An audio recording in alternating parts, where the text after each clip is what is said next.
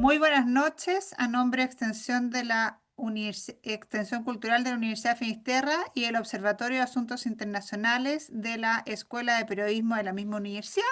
Les damos la bienvenida el día de hoy a nuestro conversatorio al que llamamos Bolivia y su nuevo escenario político. El día de hoy nos acompañan Loreto Correa, investigadora del Centro de Investigaciones y Estudios Estratégicos, profesora titular de la Academia Nacional de Estudios Políticos y Estratégicos ANEPE y doctora en Historia de las Relaciones Internacionales.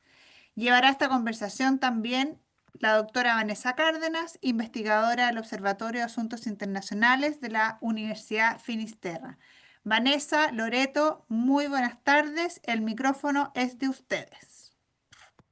Muchas gracias, Lupe. Como siempre, un agradecimiento a Extensión Cultural por facilitar este espacio y a todas y a todos los que nos acompañan en esta noche, después de unas elecciones muy esperadas, por lo cual me da muchísimo gusto que esté con nosotros la doctora Loreto Correa, que voy a decir, es una de las personas que más saben, para no decir la que más sabe y no herir susceptibilidades, pero si alguien sabe y no por libros, porque ha hecho uno o dos viajes a Bolivia, sino porque ha vivido, porque está en constante contacto con la sociedad, con la política boliviana, pues es Loreto, así que creo que tenemos a la persona indicada para este conversatorio, por lo cual le agradezco también mucho a Loreto, que yo sé que todo el mundo le quiere preguntar y que siempre es muy generosa con nosotros y en aportar desde su conocimiento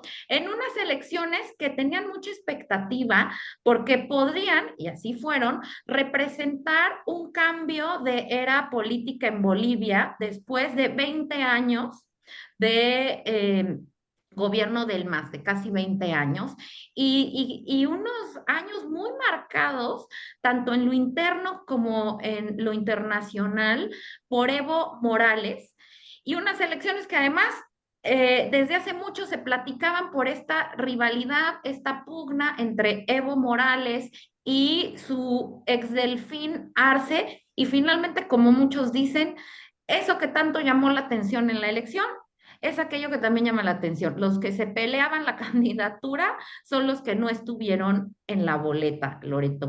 Así que bueno, Evo Morales vimos que fue inhabilitado para postularse por limitaciones constitucionales, ¿no?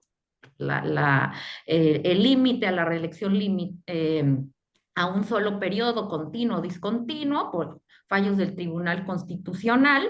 Y finalmente no llega él, tampoco llega Arce, pero más allá de esto, también por qué no llegó Evo Morales y cómo afectó esto al MAS y el rompimiento con Arce, si fue realmente eso lo que le afectó para el ala socialista no llegar. Gracias, Vanessa, por tu presentación, por la de Lupe también. Mira, la pregunta es la pregunta de fondo, ¿no? Hablar sobre Bolivia hoy día es hablar de un montón de temas al mismo tiempo y falta, yo diría que estructura un poco para poder organizar la película. Voy a intentar responder tu pregunta porque creo que es la inicial que nos debemos hacer cuando hablamos de Bolivia, sobre todo porque el MAS, que es un partido político que surge de movimientos sociales, de grupos marginalizados durante prácticamente, yo diría que los 80 y los 90, y que cristalizan la figura de Evo Morales, es un potpurrí de gente muy diversa, tanto del oriente como del occidente del país. Eh, es una gente que viene de grupos que tienen algo de educación y también de campesinos que no tienen nada de educación, gente que tiene que ver con el mundo indígena, pero también gente que tiene que ver con el cholaje pauperizado de las grandes tres ciudades del país, La Paz, El Alto, Cochabamba y bueno, la cuarta podríamos decir algo de Santa Cruz. El MAS no es tan fuerte en el oriente, es más fuerte en el occidente, ya les puedo contar por qué. Pero esos 20 años llevaron a un modelo socialista a encabezar un sistema de gobierno, una transformación Y lo que se dice poco en Chile y que hay que tenerlo muy en consideración, una revolución política muy importante en América Latina, porque salpicó no solamente la, la, la, el país de al lado nuestro, Bolivia, sino que también salpicó a, a Ecuador particularmente. Eh, y se conectó con el mundo bolivariano de forma, yo diría que muy intensa. Entonces, esta es quizás la exportación tradicional, no tradicional más importante que ha hecho Bolivia en su historia, ¿sí? Uno lo puede mirar desde ese punto de vista e ideológicamente hay que decir que se trata de un movimiento que penetró la política, la administración del Estado, el discurso, el relato, la educación, particularmente eh, el imaginario, la visión país, la economía y, por cierto, yo creo que hasta las más profundas bases de la sociedad boliviana, por bien o por mal. Entonces, sacar esto ahora y lo que pasó el domingo, después de 2 décadas, es realmente una situación muy potente que no puede dejar inmune a nadie, ni a propios ni ajenos, creo yo. Y me alegro y agradezco nuevamente la invitación a participar en este conversatorio, porque esto da cuenta de una visión respecto de lo que es el contexto regional, ¿no? Ustedes siempre están súper pendientes de todo, pero en la región también merece una atención y celebro que lo podamos ver en esta ocasión. Gracias, Loreto. Mira, otra pregunta de contexto que es fundamental. La situación que vive Bolivia, sabemos que en estos últimos meses ha faltado combustible, faltan divisas. ¿A qué se debe ese contexto económico que en gran medida pues influye en el ciudadano en el día a día para ver por quién va a votar o por quién no? Bueno, por distintas razones, yo he tenido que viajar este año. Bueno, yo siempre estoy yendo a Bolivia, ¿no? Pero este año me ha tocado viajar 5 veces y creo que ya en sumatoria he estado más que de 3 meses en el país, si sumo y sigo entre semanas y semanas, más las de vacaciones incluso, como 2 meses en realidad. Y yo he visto paulatinamente el deterioro y este deterioro tiene 3 caras, ¿no? La cara de los dólares que se debe a una razón, la cara del diésel que se debe a otras razones y la cara de la inflación, que esa es como más conocida para nosotros y que se debe lisa y llanamente a que el país echa a correr la maquinita, como conocemos acá, y los dólares, perdón, y los bolivianos aparecen, ¿no? La moneda en Bolivia se llama boliviano, peso boliviano. Bueno, respecto de la crisis de las divisas, eh, Bolivia, el modelo económico socialista ha impulsado una serie de gastos permanentes dentro del país y el país se gastó las reservas de dólares, de euros, que algo tenía, y de oro. O sea, hoy no hay de qué echar mano y el país tiene un déficit acumulado este año de casi 500 millones de dólares en lo que va corrido del año. El año pasado terminó con 200 millones de dólares ese déficit este año en lo que va corrido, o sea, estamos al mes de agosto, se ha quintuplicado. No, perdón, se ha triplicado casi. Y la razón de este gasto enorme son los bonos, la subvención al diésel. En toda América Latina el diésel y la gasolina está a 1.2, voy a hablar de gasolina, no más benzina, diríamos, ¿no? Está a 1.2 dólares, en Bolivia está a 0.3 dólares. Entonces, ellos pagan 3,5 bolivianos por litro, mientras nosotros aquí pagamos, que sería el equivalente a 300 pesos, ¿sí? De gasolina. Si nosotros llenáramos el tanque, gracias al Estado, con 300 pesos por litro, estaríamos todos felices yendo a Arica ida y vuelta todos los días, digamos, ¿no? pero esto es irreal en un país de 12 millones de habitantes, con 9 departamentos, con ciudades que ya tienen casi 2,5, 3 millones de habitantes, como es Santa Cruz. Este tipo de cosas son una locura con patas, pero lo están haciendo, ¿sí? Y llevan años gastándose un dinero que no había. ¿Y de dónde estaba acumulado ese dinero? Pues de la exportación del gas, ¿sí? Que iba básicamente al Brasil o a la Argentina, tenían unos convenios, contratos en relación con el precio del gas. Y bueno, Argentina encontró vaca muerta en el sur, más al sur de Bolivia, y luego Brasil encontró gas en el Atlántico, en la costa atlántica. Han empezado, ellos tienen una maquinaria, pero que se despliega rápidamente, y rápidamente Bolivia también no ha encontrado más gas, a pesar de que Yacimientos Petrolíferos Fiscales Bolivianos hizo el intento por encontrar más gas y todo. Bueno, le ha ido pésimo con sus famosas exploraciones. Esto es como encontrar una aguja en un pajar, no es fácil. Pero cada pozo sale 150, 200 millones de dólares y vamos gastando, ¿no? Botando dinero. Y llevan años botando dinero de estos términos. Entonces, voy a comer adentro, pero estoy en una reunión ahora. no sé, hay un micrófono abierto, creo. Sí, ahí lo cerré. Perdón, Loreto, que te interrumpa, pero les quiero pedir que no abran los micrófonos porque se interrumpe la conversación y al mismo tiempo tenemos como retorno. ¿Ya? Gracias. Gracias, Lupe. Bueno, y lo que pasa ahí es que este gasto excesivo en cosas que fallaron, hay que sumarle otros gastos que son directamente fábricas estatales para hacer cosas, por ejemplo, que esto viene de años, esto no es algo reciente. El país se gastó, se calcula hoy día, para que tengan, antes de contarles el resto de la historia, que el país ha dilapidado 120.000 millones de dólares en estos 20 años. O sea, es una cantidad de plata exorbitante.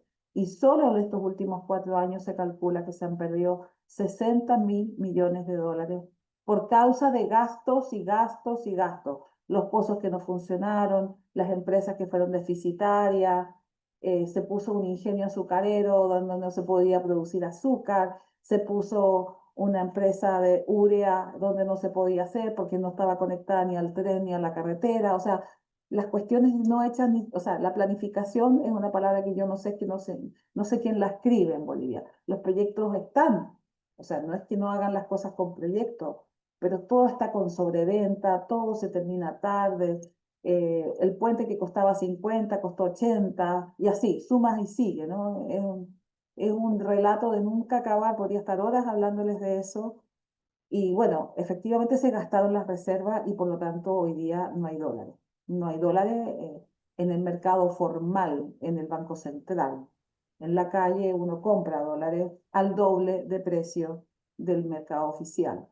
Entonces la gente que tenía depositadas sus platas en dólares, mucha gente conocía así allá, pues hoy día no la puede sacar, o si la saca, la tiene que sacar en bolivianos y al precio de basura, porque en realidad es la mitad. Y cuando digo la mitad, llegó un punto en este año en que el dólar estuvo casi a 18 pesos, cuando el oficial estaba a 6,90 o 6,70. Entonces ya era una locura. Y a eso, obviamente que la inflación cae, se sumerge en este proceso y es muy, muy complicado. Creo que eso explica el panorama, ¿no? Y el litio, Loreto, que tanto lo habían anunciado, que iba a ser un gran manejo el que tenía Bolivia y que les iba a dejar ingresos, etcétera. Pucha, me encantaría darte una bonita respuesta, pero la verdad es que el litio ha sido mucho ruido y pocas nueces, pues. Y ha sido mucho ruido y pocas nueces porque como crearon una empresa nacional del litio. A ver, el litio existe en Bolivia y detección de litio ahí hace como 30 años. Luego ha habido algunos impulsos, unos pequeños emprendimientos, casi como la minería, la microminería, digamos, de sacar alguna cosita que se pareciera a la sal. En el Salar de Uyuni hicieron hasta un hotel de sal, de litio. muy lindo, por cierto. El Salario Uyuni, un espacio maravilloso para ir a conocer y todo. Y en esto apareció la transición energética, vino el tema de la pandemia y en paralelo que no encontraban y no encontraban petróleo por ninguna parte, que no encontraban y no encontraban gas por ningún lado. Y entonces se afanaron y crearon la empresa de litio el penúltimo año del gobierno de Evo Morales, el 2017. Y la están gerenciando igual que una industria de hidrocarburos. Vamos como en el sexto o séptimo gerente general. En las últimas 2 semanas hubo 2. Y hay uno que está, comillas, desaparecido. O sea, el sujeto que llegó hasta antes de la elección no está, no es sabido, por lo que les voy a contar a continuación. Y bueno, el problema con el litio es que no han hecho estudios científicos. O sea, el país no tiene dinero, no tiene dólares, no tiene reserva, no puede dedicarse a hacer la prospección necesaria y la certificación de las reservas. Y a mediados del gobierno de Arce les cayó la figura o la idea de que efectivamente podía ser que fuese factible, miren lo que les estoy diciendo, licitar el litio. Recién pisparon que podían hacerlo, ¿no? Que a pesar de que en realidad la empresa era nacional, pero como no había recursos y como no tenían la tecnología, bueno, entonces hagamos una licitación. En la licitación se presentaron empresas alemanas, francesas, italianas, chilena una, no es SQM por cierto, y australianas hubo otra, unas chinas, unas rusas. Y estos bolivianos, como tienen una alianza muy importante, sobre todo con Irán, con Rusia y con China, despejaron el camino y dejaron que esas tres como que avanzaran en una segunda etapa. El cierto caso es que no tienen industria del litio, o sea, hoy no tienen industria del litio. Algo están exportando, muy poco. La mayor exportación de Bolivia hoy día es oro, que sacan de manera legal e ilegal, hay que decirlo, y zinc, que es algo como lo más rentable. Pero así, empresa exportadora de litio, carbonato de litio, similar a lo que tenemos nosotros, no se está dando todavía. Y esto es bien grave porque al no tener gas, al no tener litio y al no tener ningún recurso que, entre comillas, les permita aferrarse a la piedra de salvación en materia de ingreso de divisa por exportaciones, ¿no? La situación ha sido muy crítica, porque de tener mucho dinero circulando, y hemos dejado fuera el tema de la droga, obviamente, hoy día están con mucha restricción para pagar cosas que son básicas. Uno no se imagina, ¿no? Cuando un país tiene esta dificultad de no tener dólares, hasta dónde puede llegar su compromiso. Pero esto es lo que ha determinado que no puedan pagar el ingreso de la subvención del diésel. Y los barcos están a la deriva en Arica, a la gira, meses, decía la periodista ariqueña Jimena Astudillo hace algún tiempo. Meses, desde febrero y hasta abril estuvieron varios barcos a la gira con carga de hidrocarburos y sin poder bajarlo porque no había dinero que les pagaran. Entonces, imagínense, claro, acá en Santiago no nos enteramos, pero allá en el norte sí se enteran y no les importa tampoco, ¿no? Entonces, es bien comprometedor no tener dólares. Tampoco pueden pagar importaciones de suministro en materia alimentaria. Tienen todo cortado, tienen la válvula totalmente cortada en materia de hidrocarburos y, y también en materia de dólares por lo mismo. Entonces están viviendo al día, diría yo. Es lo que yo llamaría vivir al día. Un país viviendo al día. Bueno, es que eso de alguna manera explica esta crisis, este derroche, este desperdicio, ¿no? La división política del socialismo, del partido más específicamente, el cómo quedó esta primera vuelta. O sea, sorprendente hubiera sido que volviera a quedar alguien de esa ala con este panorama tan crítico que tienen. Y bueno, vimos que el 1, 2 y 3 lo hicieron lo hizo la derecha, o sea, el MAS ni pintó prácticamente, o sea, le dijeron bye, hasta nunca, ¿qué fue? Más del 80%, casi el 90% de la población votó por estos tres candidatos por paz, que nos dio la sorpresa y otra vez dejó muy mal paradas a las encuestas. Mm. Pero mira, ahí hay que hacer un matiz, Vanessa, y que creo que es importante para los que nos están viendo en esta ocasión, para ser bien prolijos y hablar con fundamento. Efectivamente, de acuerdo al sondeo, el 97,67% de los votos escrutados y debidamente contabilizados, hoy a las 7 de la tarde, Rodrigo Paz sacó 32,15, Tuto Quiroga 26,64, estoy leyendo los porcentajes, Samuel Doria Medina 19,88, esto el segundo y el tercero iban directamente a ser los ganadores, y Rodrigo Paz estaba en el cuarto lugar.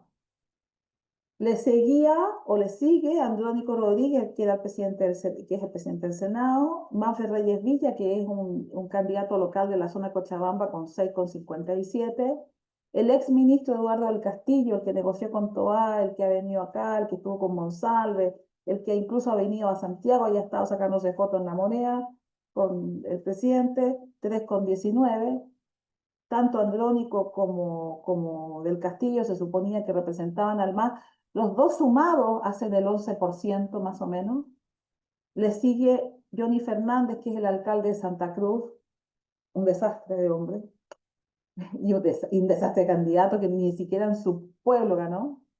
Y bueno, un capitán de ejército más antiguo que se llama Pavel Araceli. Pero hay un voto que no está en este listado, que es, de acuerdo a la contabilidad del Servicio Electoral Boliviano, 1.200.000 nulos. O sea, que el voto al cual llamó Evo Morales hace 3 semanas, de que porque él no llegaba a la papeleta, votaran nulo, y para identificarse a sí mismo con ese voto, llegó al 19,4%. En Bolivia siempre el voto nulo es muy alto. En la votación anterior fue casi el 3,7%. Si tú le restas el 19 al 3,7%, te da que un 14,4, casi 15% de la votación sigue siendo de Evo Morales. Y según los analistas bolivianos, tenemos 1 millón de votantes que son, yo diría que fundamentalistamente Evo Morales. ¿Sí? Esto es peligroso. Sin duda que es peligroso porque el MAS sigue vivo.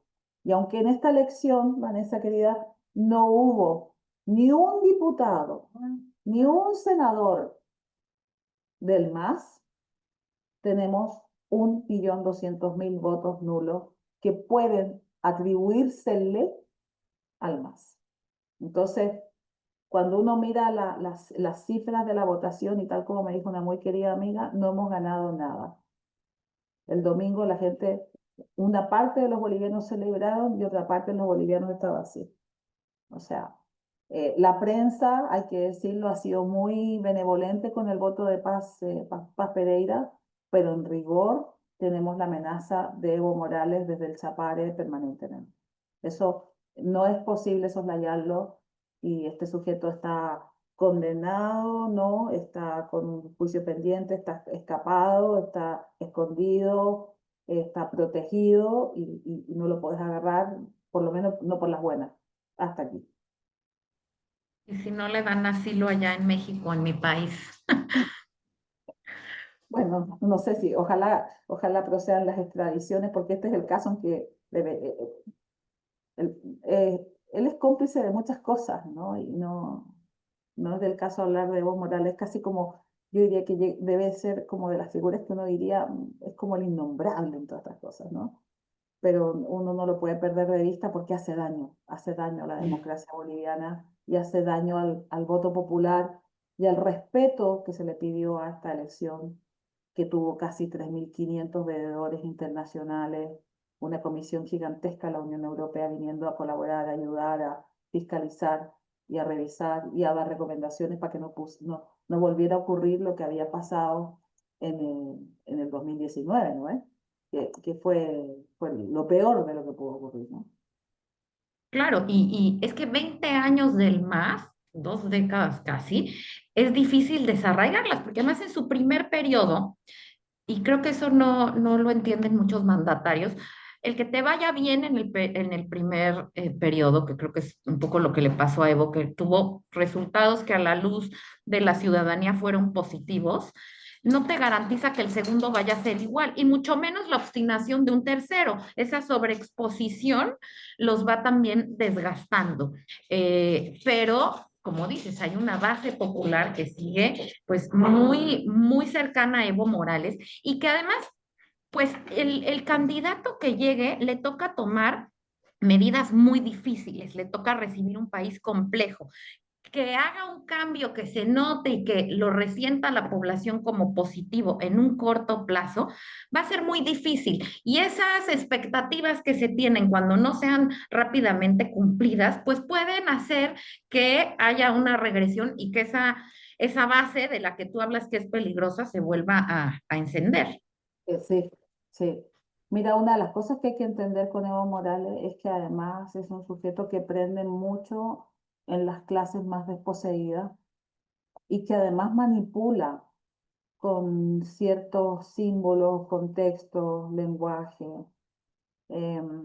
Analizarlo tomaría horas porque Evo Morales es una fabricación, es un constructo ideológico, no solamente es el sujeto, es todo lo que él en estos años ha logrado articular como plataforma de poder en el país. Y lo que no hay que olvidar y que también yo creo que debe ser muy complicado a estas alturas para los bolivianos y sobre todo para la administración pública, es que desde hace como 5 o 6 años no hay quien ingresa a la administración del Estado, que casi tiene 1 millón de personas, se parece a la nuestra en tamaño. Imagínate un país de 12 millones de habitantes con casi 1 millón de funcionarios públicos, y son todos masistas. Tienen que tener carné. Si postulas a un cargo, tienes que tener carné para acceder al cargo. Entonces, no es tan fácil decirte, ya Vanessa, tú que trabajabas en el municipio de, no sé, pues, de Yapacaní, entre Cochabamba y Santa Cruz, y que entraste como secretaria y que ganás, no sé, pues 7.000, 8.000, 9.000 bolivianos, te vas para tu casa, ¿no? Después de haber ganado esa plata, y no vas a encontrar dinero en ningún otro sitio porque no tenés más que la preparación que te dio el partido. Y con esto no estoy despreciando a nadie. Entonces, eso es muy fregado. Por eso que ese voto de 1 millón es un voto duro, que hay que entenderlo así. No hay que echarlo al garete y desperdiciarlo, ¿no? Y por otra parte, los votos que se han articulado en esta elección y cómo quedó constituido el mapa electoral en esta elección, te dan cuenta de que ideológicamente hay muy poco, lo que hay son programas de gobierno y una atención preferencial a lo económico por razones obvias. En el caso de Samuel Doria Medina y de Tuto Quiroga, son planes, y nosotros podríamos llamar, son planes económicos de mediano y largo plazo, programas de gobierno con planes económicos de mediano y largo plazo. En el caso de Doria Medina era un plan más austero, más de inversión libre. En el caso de Tuto, un plan menos austero y con apoyo internacional del Fondo Monetario, particularmente él cree, por sus contactos, su experiencia y su trayectoria, que efectivamente el Fondo Monetario le va a inyectar dinero, pero el otro día escuchaba a un economista a razón de cuánto dinero al mes hay que inyectarle a Bolivia, y yo decía, o sea, el Fondo Monetario, están soñando también, porque el Fondo Monetario Internacional no le va a inyectar 300 a 400 millones de dólares al mes a un país por su bonita cara, si no hay un compromiso económico de llevar una racionalización. Y eso significaría cerrar empresas estatales que son deficitarias, votar gente del gobierno, etcétera. Entonces, es difícil, ¿no? Y por el otro lado, escuchaba también el discurso de Rodrigo Paz el domingo en la noche, Y efectivamente yo creo que una de las razones que lo ha llevado a tener el primer lugar, Vanessa, ha sido justamente que este es el único planteo que es como más de programa, lo que nosotros diríamos una mirada más integral de la sociedad boliviana, de la política boliviana, de la economía, y quizás por eso mismo es que les fue bien en esa parte, ¿no? Fue a todos los conversatorios que hubo, asistió a cuántos foros hubo, se lo viajó todo por todo el país. Él dice que viajó 200.000 kilómetros dentro del país, yo se los creo, porque en bus, en barca, en balsa, en lo que fuera, iba hasta el lugar más recóndito. Se conoce el país al revés y al derecho, y claro, frente a estos dos que tenían mucho más recursos, efectivamente salió vencedor. Sí. Y para ir cerrando, porque veo que también hay muchas preguntas y esta última pregunta que te quiero hacer también la veo reflejada en las dudas de quienes nos acompañan, pues, ¿qué va a pasar con la relación con Chile? Porque, bueno, evidentemente va a haber este cambio de ideología hacia la derecha.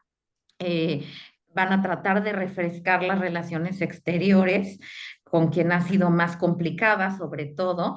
Pero bueno, acá también estamos, y de eso dependerá en cambio de gobierno y no sabemos también hacia dónde va a girar, ¿no? Una de las opciones es que haya muchísima más afinidad también ideológicamente. Mira, la relación con Chile es determinante para Bolivia, Vanessa, porque prácticamente todo su comercio, que no es gas, porque le queda un poco de gas hasta el 2028, pero lo que no es gas, todo prácticamente sale por costas del Pacífico. Lo que sale por la hidrovía Paraná-Paraguay, que va destino al Atlántico, es muy poquito y es básicamente, son granos del oriente, pero todo lo que es minería, de todos los colores, de piedras, habidas y por haber, sale por el occidente y particularmente por Antofagasta. Y todo lo que es agrícola, que va a los mercados asiáticos, que hoy día son el principal, digamos, motor de ese lado, salen por el Pacífico y particularmente por Arica. Entonces, casi el 75% de las exportaciones no tradicionales de Bolivia, artesanía, fruta, algunos lácteos. Hoy día estaba mirando el índice de complejidad de Bolivia y si uno mira el índice de complejidad desde hace 20 años y lo compara con el de ahora, hoy día la economía de Bolivia está muy asencillada, digamos, ¿no? Son muy pocos los productos en comparación con lo que había hace 30 años.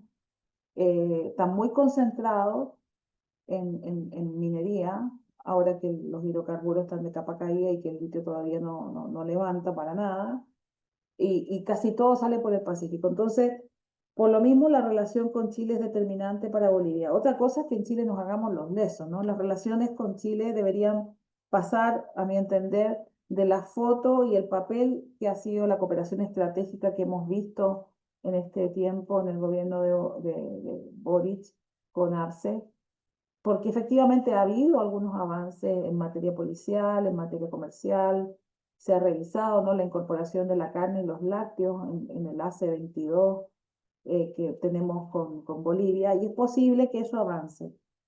Pero Bolivia no es un país fácil y aun cuando nosotros cambiemos de presidencia en Bolivia, falta ver también qué va a pasar en Chile, porque aquí se necesita una sintonía, ¿sí? El ciudadano de a pie de Arica, de Iquique, de Antofagasta es una cosa y los santiaguinos somos otra. Eh, las decisiones en materia diplomática se adoptan en Santiago. Eso no ha cambiado un ápice en 200 años. Entonces, yo creo que hay tres cosas que Chile debería tener a la vista y que no tiene, y por lo mismo deberíamos mirar a Bolivia con bastante más respeto y cariño. La primera cosa es que es la cuarta migración que tenemos en el país, aproximadamente después de la colombiana, la venezolana, la peruana, le sigue la boliviana, la quinta sería. Pero esa gente suele estar regular en el país, ¿sí? Están con carné, trabajan en servicio o en el campo, son trabajadores que son cumplidos, son muy buenos agricultores. Los chilenos prácticamente no estamos yendo al campo, estamos siendo sustituidos por los haitianos y o por los bolivianos. Eso como para empezar. Este gobierno ha avanzado con el tema de las visas para trabajo y ha avanzado en la regulación de los, digamos, de los residentes bolivianos en el país. Son como 150.000, 160.000 personas aproximadamente. Y fluctúa dependiendo de la estación, obviamente. Pero los departamentos fronterizos de Bolivia viven conectados con el norte nuestro y nosotros vemos más bien una frontera tipo límite, más que una región fronteriza. Y esto hace muy mal a la relación binacional. Yo creo que si me preguntas directamente qué es lo primero que nosotros deberíamos manejar para el próximo gobierno, es transformar la relación del límite en una relación frontera. O sea, donde el espacio común de gente que va y viene, de gente que circula, le afecta a ambos estados, ¿sí? Yo creo que esa es como la primera cosa. Hemos pasado por el tema de la Haya, ya eso es agua pasada. Rodrigo Paz Pereira lo entendió, Tuto Quiroga también lo entendió, Samuel Doria Medina también lo entendió. O sea que hoy día eso ya es comprensión generalizada. Pero hay cuestiones de carácter práctico que deben revisarse. Esta idea de frontera límite es la primera que yo creo que hay que revisar. La segunda cosa que yo creo que hay que fortalecer es la relación consular. Porque aun cuando nosotros revisemos la cuestión de la relación política, en Bolivia habitan como 5.000 bolivianos, o sea, como 5.000 chilenos, ¿sí? Y la mayor parte de estos chilenos que están de ahí hace años, entre los cuales en algún minuto me incluí, trabajábamos, teníamos vida, así pagábamos nuestros impuestos, o sea, regular, como toda la gente que va y vive en un país por largo tiempo, ¿no? Y esa gente le gusta hacer comercio. Y el consulado nuestro en Santa Cruz es muy pobrecito en gente.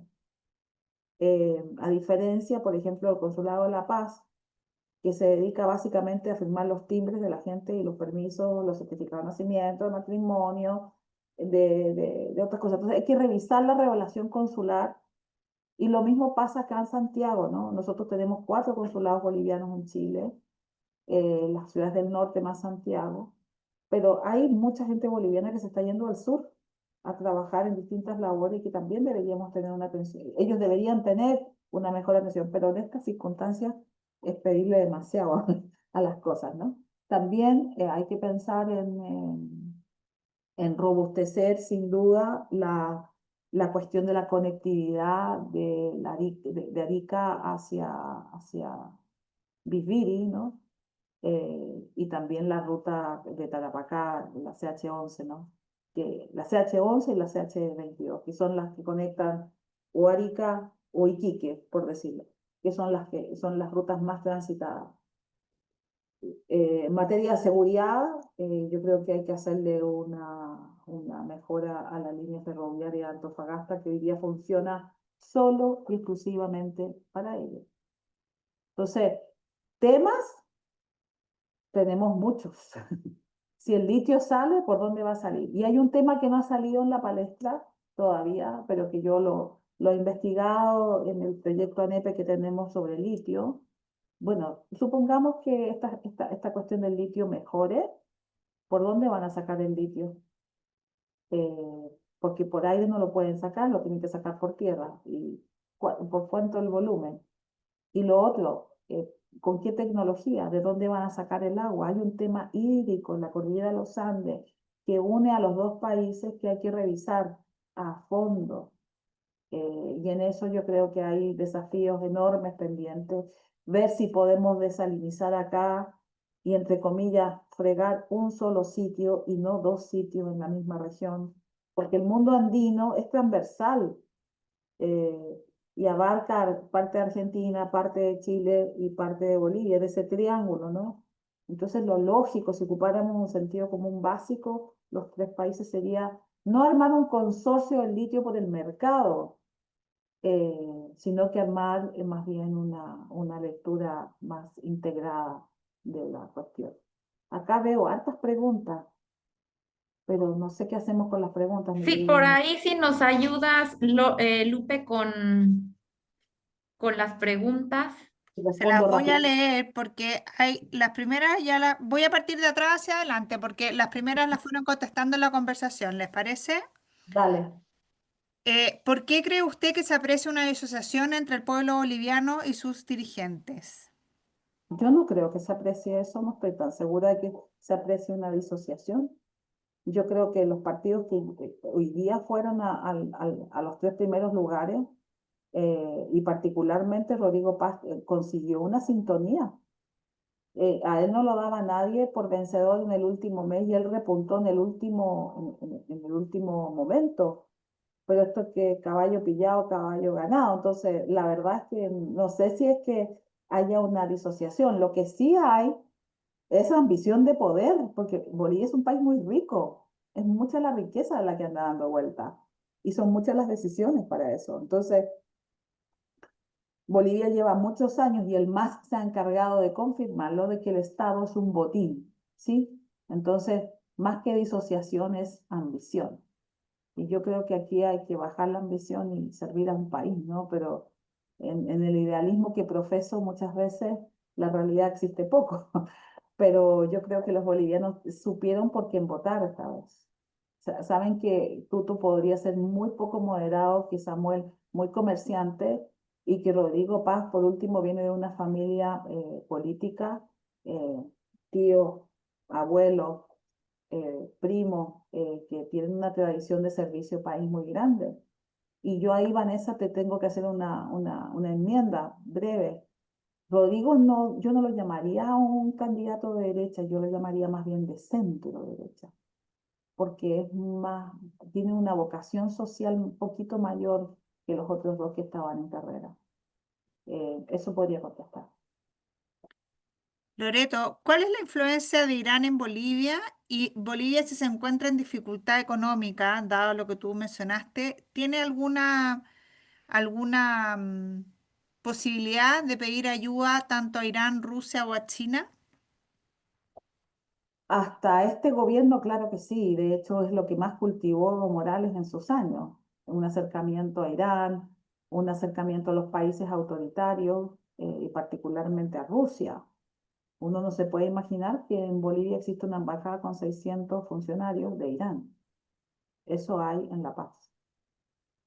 O sea, los 600 funcionarios que habían de Estados Unidos en la década de los 90 al 2000 y que parte de ellos trabajaban en la DEA, hoy día se han intercambiado por 600 funcionarios de origen árabe que no hablan ni papa de español, que tú los distingues en la calle por cómo andan vestidos y que tú dices, bueno, ¿y qué están haciendo acá? Bueno, trabajan en la embajada de Irán. ¿Qué hacen ahí?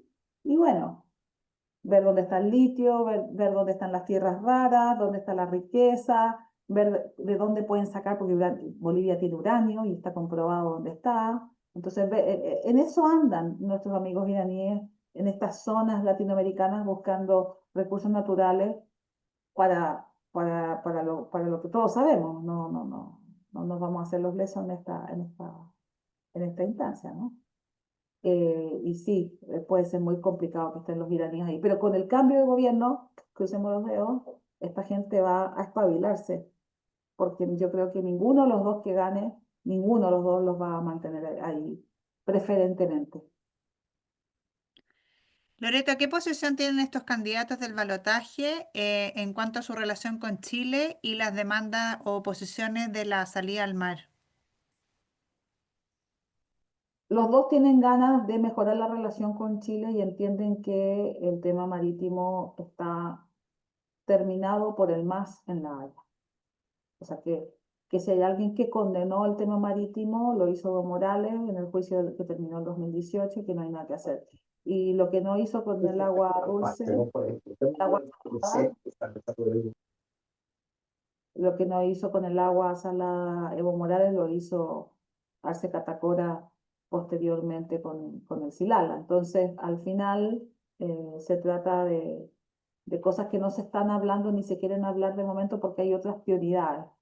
pero siéndote bien honesta, Lupe, yo conozco a los bolivianos y este tema les afecta emocionalmente, sobre todo a los paceños.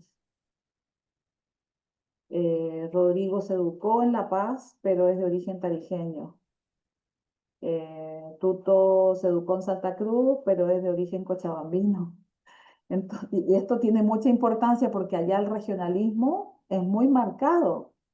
Aquí si una nace en Concepción, no sé, en Valdivia o en Arica, da igual, pero es que allá se llevan la región puesta en el cuerpo. Entonces, cuando yo te digo que esta gente o es paceña o es de otro lado, es que mientras el presidente sea paceño, no se puede hacer el leso con el tema del mar.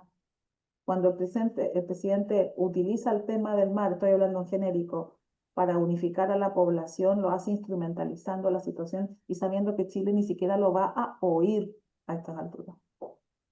Y por eso que importa mucho quién gobierna acá, porque quien gobierna acá le puede dar triguito a este animalito que se llama la reivindicación marítima o le puede quitar fuerza a ese tema. Ahí hay que ver quién queda aquí también, ¿no? Hay una pregunta acá también, pero no la entiendo mucho. El periodo presidencial en Bolivia tengo entendido que dura 5 años con reelección inmediata. Sí, ¿4? perdón, son Eh, 5 años. 5. Y de eso, ¿se puede visualizar un potencial plan de largo plazo entre los tres candidatos de mayor votación? ¿Podría esto tener sustento en la ciudadanía? Bueno, y No, aquí vienen los acuerdos que se requieren, la política económica, no, ajuste. mira, te voy a mostrar algo, si me permites, que yo creo que le va a hacer mucho sentido a la gente. Me dicen cuando se vea. Ahí se ve, si lo puedes poner en modo de presentación, se vería mejor aún. Pues bien, ello. Ahí está. Perfecto. Mira, en las elecciones el mapa de la izquierda, esas son las elecciones del 2020 y esos fueron los candidatos del 2020. Ninguno de los tres está en el sistema hoy día. El presidente porque dijo que no quería ir porque tenía las encuestas a principio de año le daban el 1% de intención de voto. Después Carlos Mesa, que había sido presidente y que creó un partido político que se llama Creemos, Comunidad Ciudadana, perdón, no se lo compró nadie, se retiró aproximadamente en el mes de marzo-abril del sistema y no se candidató. Y Luis Fernando Camacho, que era el gobernador de Santa Cruz, sabemos que está hoy día preso en Chonchocoro, en La Paz, por el MAS, sin una acusación definida de por qué. La acusación general es que lo crearon, digamos, por sedición, dicho en simple. Y por eso que esos tres candidatos no llegan a nada, no tenían ni un punto en común. Los tres que están al lado derecho de la pantalla, Rodrigo Paz, Tuto Quiroga y Samuel Doria Medina, Samuel Doria Medina le dijo que le iba a pasar, comillas, pasar los votos de su facción a Rodrigo Paz Pereira la misma noche de la votación del domingo. Tuto dijo que por ningún motivo lo iba a hacer porque él toda la vida había querido ser presidente y él no veía por qué tenía que quebrantar la ley para regalarle los votos a alguien. En consecuencia, no creo que sea una carrera corrida lo de Tuto y lo de Rodrigo Paz de aquí hasta octubre, pero también se trata de gente que tiene un respaldo político-social muy importante y que uno no lo puede deshacer así tan fácil. Pregunta, ¿son compatibles los programas de Rodrigo Paz con el de Tuto Quiroga desde un punto de vista económico? Sí, pero tal como yo les dije, se trata de programas más bien de carácter económico. Rodrigo se ancla en esta elección en el apoyo ciudadano, en el apoyo de la gente. Así lo llama él. Yo estoy con la gente. No habla de pueblo, no habla de pueblo de Bolivia, sino que habla de la gente de Bolivia. Y Tuto habla de los ciudadanos, ¿no? Habla del que quiere emprender, del que quiere sobresalir, del que quiere caminar libre y la ha dado con el discurso de la libertad de manera permanente también. Entonces, ¿dónde se van a unir? No lo tengo tan claro.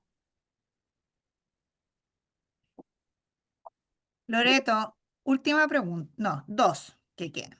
¿Cómo se pueden, te las voy a decir juntar, cómo se pueden exacerbar las motivaciones independentistas de Santa Cruz en este escenario de crisis económica y social y se amenaza con ausentarse? ¿Y cuál podría ser el rol de Perú en esta nueva administración? ¿Perú tendrá en esta situación nueva una ventaja sobre Chile? Empiezo por la última parte de la pregunta, lo peruano. Yo creo que mientras sigan Dina Boluarte en el sistema político boliviano, no hay mucho que decir respecto a Perú. No creo que Chile se pueda adelantar si la candidata que sale ganando en el mes de noviembre en nuestro país es Jara. Si ella sale ganadora, yo creo que la relación boliviana literalmente se va a estancar. No veo a Rodrigo Paz Pereira conversando amenamente con la candidata Jara o con la presidenta, eventual presidenta Jara, de ninguna cosa mayor, ¿sí?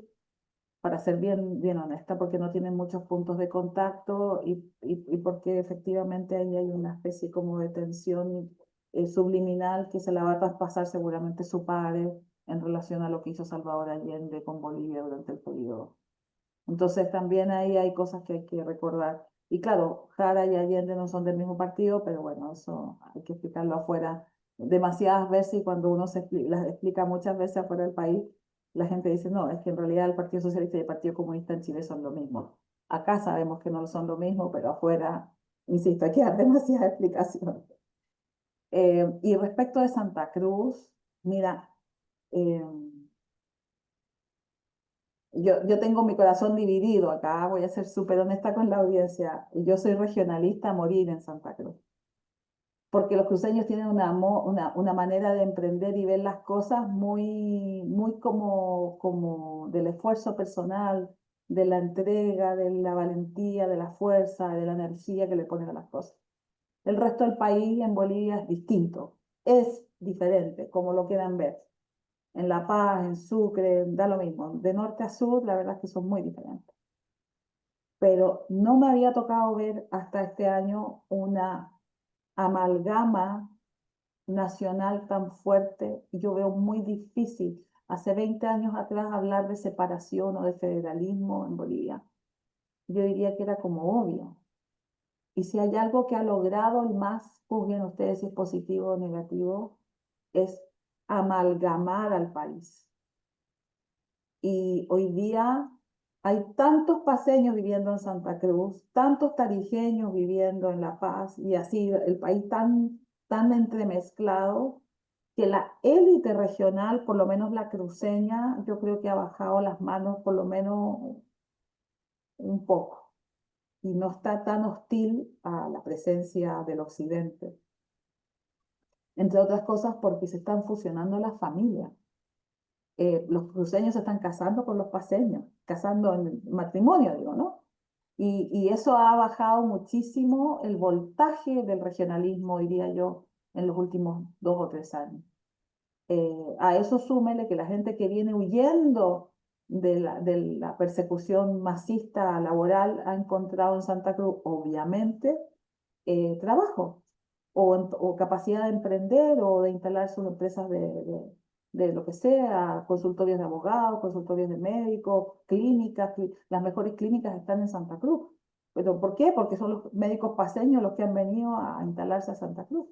Entonces, al final, yo creo que los chilenos deberíamos irnos olvidando un poquitito de esta división occidente, digamos, del oriente y el occidente del país, porque ya yo creo que ya no sería muy difícil que cuajara una separación país o un federalismo mayor.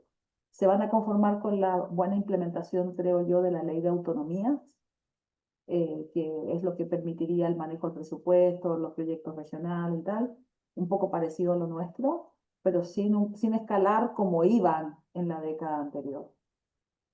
Creo que eso se lo deben a Evo Morales, claramente, sí. Y finalmente, Seca Loreto.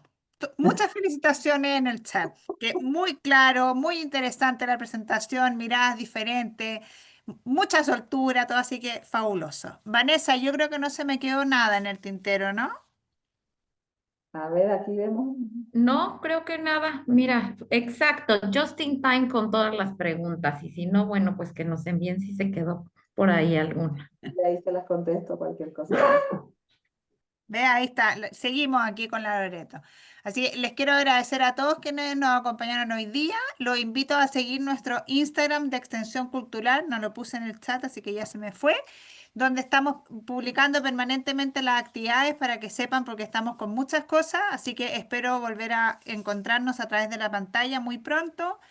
Loreto, muchas gracias. Vanessa, muchas gracias. Gracias a todos quienes nos acompañaron y estaremos esperando la segunda vuelta para ver quién sale, el candidato era Loreto o el resto. No sé, yo no tengo candidato aquí. Bueno, sí tengo. Siempre hay alguien en el corazoncito. Siempre, siempre. Los tendrían que conocer en persona, de verdad. Son sujetos muy distintos a los sujetos que están candidatando acá, ciertamente. ¿Me escuchan? Sí, hola Bien, Antonio, ¿cómo estás? Antonio. Hola, mira, excelente la presentación, pero fíjate que voy a ser muy corto y por favor quiero que Loreto me respondas, igual porque por tema del tiempo. Pero fíjate que a mí yo sigo bastante el tema y un tema creo que no se ha tocado es la relación Estados Unidos bajo la hegemonía que está haciendo China, Rusia e Irán en la región, principal, y estoy hablando de la región. ¿Y por qué? Porque yo creo que Estados Unidos perdió un poco el patio trasero. Entonces yo creo que puede ser, podría ser, en esta nueva política del gobierno de Estados Unidos de combatir la droga, que efectivamente Trump, con este nuevo gobierno de derecha, diga, mire, ¿sabe qué? Y el futuro gobierno de Bolivia entre en una nueva etapa de relación con Estados Unidos de tal forma de que a lo mejor la DEA vaya, digamos, a combatir la droga, que es un problema latente que tiene Estados Unidos, y eso al mismo tiempo frena la ambición de China, a lo mejor la huida de Irán, como tú bien decías, hay cerca de 800 iraníes en La Paz, que, como tú bien decías, están preocupados de las tierras raras, de ayudar a las Fuerzas Armadas y de potenciar estas disminuidas Fuerzas Armadas. Y yo creo que Estados Unidos tiene un rol sumamente importante en la región. Estamos viendo que efectivamente Chile, si Dios quiere, va a cambiar ¿cómo se llama?, de signo, Argentina con Milei, Perú, digamos, ahí está medio en la cuerda floja, Ecuador igual está, digamos, tirando hacia el otro lado, etcétera.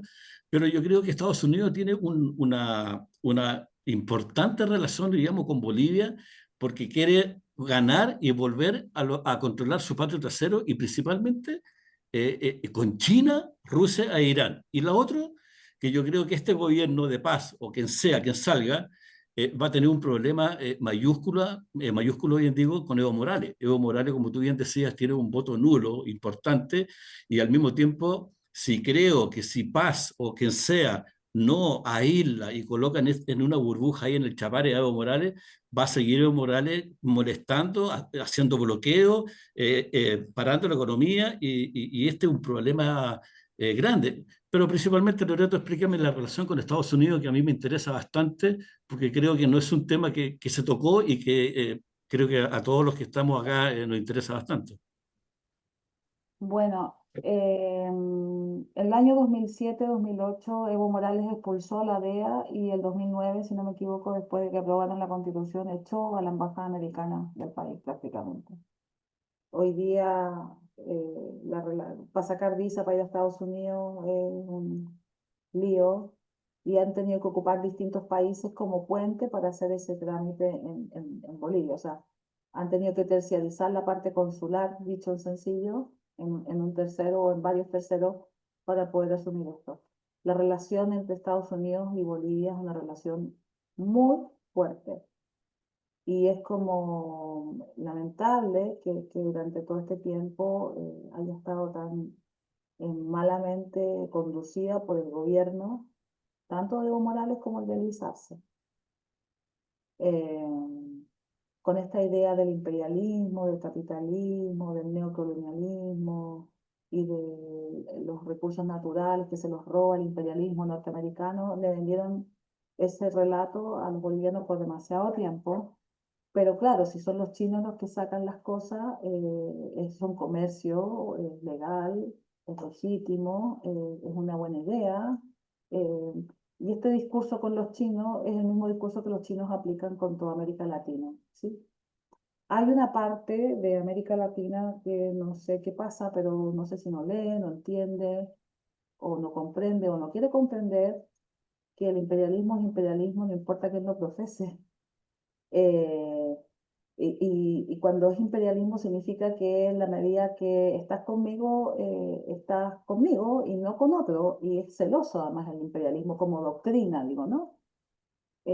Política. Entonces, ni los gobiernos demócratas, ni de los partidos demócratas ni republicanos hasta este gobierno de Trump, porque el anterior tampoco se dedicó a esta región, habían tenido mayor incidencia. Pero yo creo que la pugna China-Estados Unidos ha llegado a un punto, bueno, hoy día está, yo diría que contenida entre comillas, contenida por los dos grandes conflictos internacionales en el mundo, ¿no? Tanto la cuestión de Ucrania como la de Israel y Palestina. Pero en el minuto en que eso se despeje un poquito, y ya estamos viendo algunas señales frente a Venezuela, efectivamente Estados Unidos va a mirar para acá. Pero en el caso puntual de Bolivia, Bolivia no tiene en este minuto prácticamente ninguna señal de parte de Estados Unidos respecto de un posible interés. Hoy día mismo, Antonio, si usted me pregunta, Bolivia no recibió ninguna señal. Ahora, Tuto ha trabajado en la IBM en Estados Unidos por años. Es amigo de los norteamericanos y de los organismos internacionales, particularmente el Fondo Monetario. No me cabe la menor duda que la mejor relación entre A o B sería la de Tuto con Estados Unidos que la de Rodrigo Paz con Estados Unidos.